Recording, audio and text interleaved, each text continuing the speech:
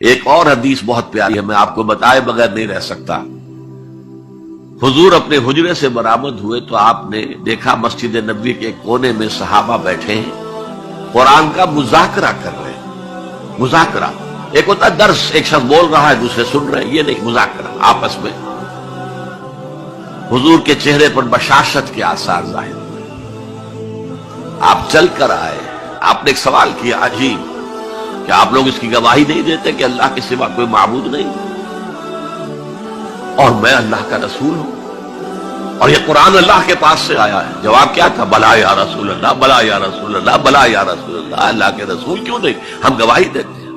اب فرمایا جس کے لیے میں نے یہ حدیث سنائی، فاستبشروا، خوشیاں مناؤ، جیسے ہم نے دوسرا جو تھا سورہ یونس کی آیات، فبذالک فلیفرحوا، خوشیاں مناؤ، جشن مناؤ اس قرآن پر۔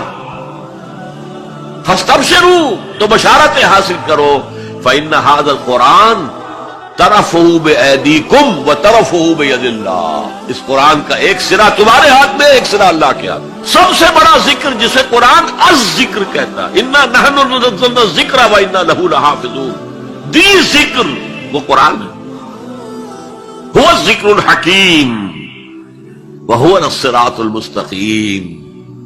اور تم نماز کی ہر رکعت میں کہتے ہو اهدنا الصراط المستقیم، وہ صراط مستقیم تو اللہ نے تمہیں دے دیا ہے، یہ قرآن ہی تو ہے صراط مستقیم۔ یہ وہ شے ہے کہ جس کے ہوتے ہوئے خواہش نفس آپ کو کج نہیں ہونے دے گی،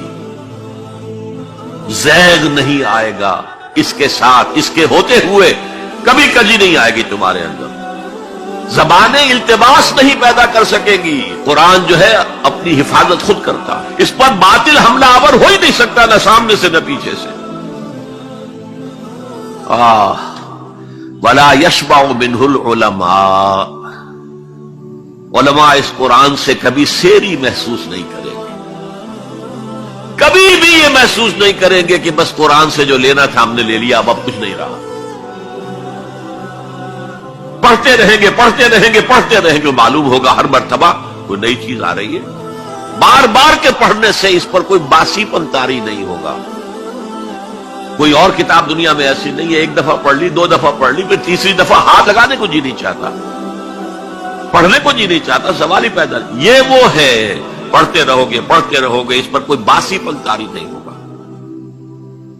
وَلَا تَنْقَضِي عَجَائِبُهُ، اس کے عجائب کبھی ختم نہیں ہوں گے۔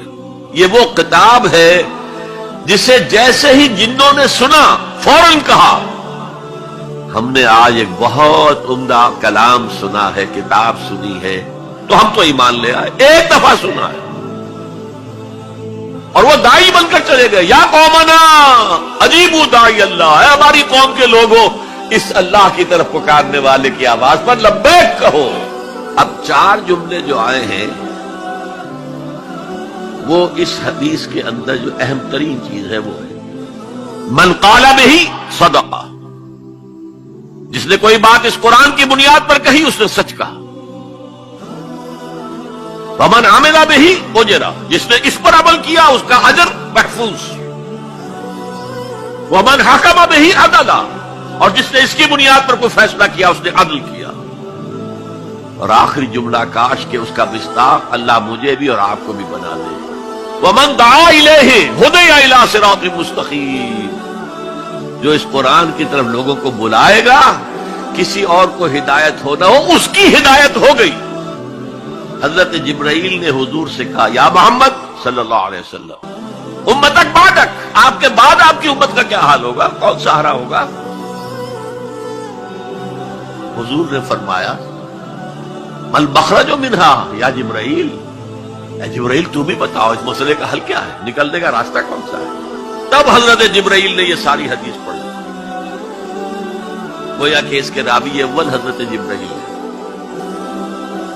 راوی ثانی حضور ہے، راوی ثالث حضرت علی ہے رضی